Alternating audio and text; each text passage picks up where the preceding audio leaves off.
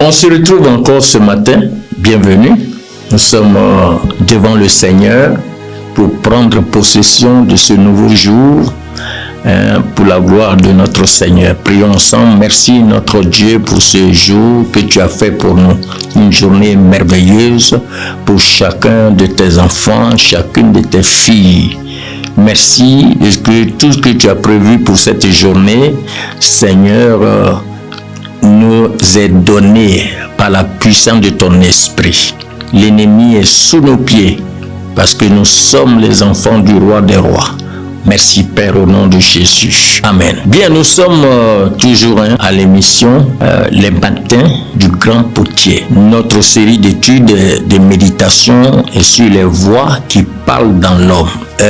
Aujourd'hui, nous allons voir la voie de la comparaison. La voie de la comparaison. Hier, nous avons médité sur la voie de la honte. Cette voie qui couvre le visage et qui empêche de lever les yeux vers Dieu. Aujourd'hui, nous rencontrons une autre voie subtile mais destructrice. La voie de la comparaison. Notre passage est dans Galates chapitre 6 verset 4. Que chacun examine ses propres œuvres. Et alors il aura sujet de se glorifier seulement pour lui-même, non pour les autres. La voie de la comparaison.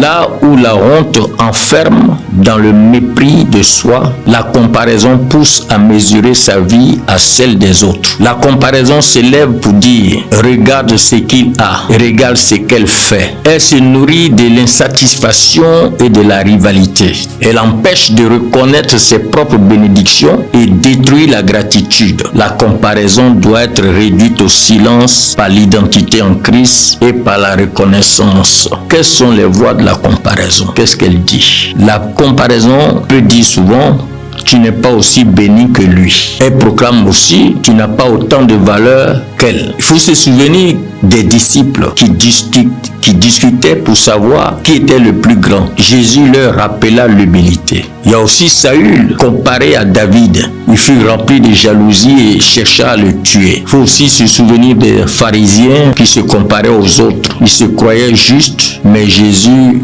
a dénoncé leur orgueil. La voie de la comparaison est une voie qui nie l'unicité divine. Elle empêche de marcher dans la gratitude et la paix. Elle nourrit l'envie et la rivalité. La voie de la comparaison détruit la confiance et la joie. C'est pourquoi elle doit être combattue, mais combattue par l'identité en Christ et par la reconnaissance. Celui qui rejette la comparaison marche dans la liberté et l'épanouissement. Dieu appelle ses enfants à se réjouir de leur propre bénédiction. Comme on vient de le citer, les disciples, dans Luc chapitre 22, ils discutaient pour savoir qui était plus grand, Saül et David. Il y a la comparaison de Saül qui engendrait la jalousie contre David.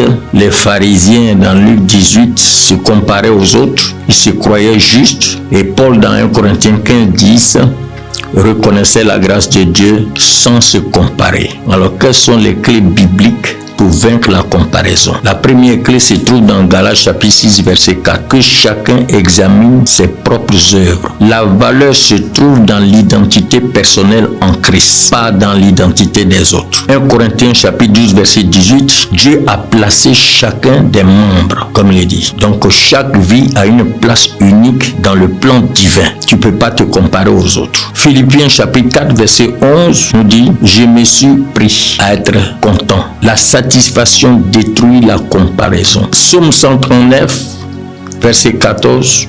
Le psalmiste pouvait dire « Je te loue de ce que je suis une créature si merveilleuse ». La reconnaissance de son identité efface complètement la comparaison. Quelles sont les actions pratiques qu'il faut faire pour vaincre la comparaison? Il faut refuser de te comparer aux autres. Choisis la gratitude chaque jour. Reconnais toi-même ton identité en Christ et marche dans la liberté et la joie. Si tu fais cela, la comparaison sera sous tes pieds. Tu seras plus que vainqueur sur les voies de la comparaison. Prie avec moi. Seigneur Jésus, délivre-moi de la comparaison au nom de Jésus. Remplis mon cœur de gratitude. Aide-moi à marcher dans mon identité en Christ. Fais de ma vie un témoignage de liberté au nom de Jésus-Christ. Déclare avec moi, je rejette la voie de la comparaison au nom de Jésus. Je marche dans l'identité que Christ m'a donnée au nom de Jésus-Christ. Mon cœur est rempli de gratitude divine au nom de Jésus-Christ. Ma vie reflète la liberté spirituelle au nom de Jésus-Christ. Merci Seigneur. Nous allons nous retrouver demain. Alors demain, nous aurons une autre voix qui parle, la voix de l'incrédulité. Ne manquez pas cette méditation. Que le Seigneur vous bénisse. Merci.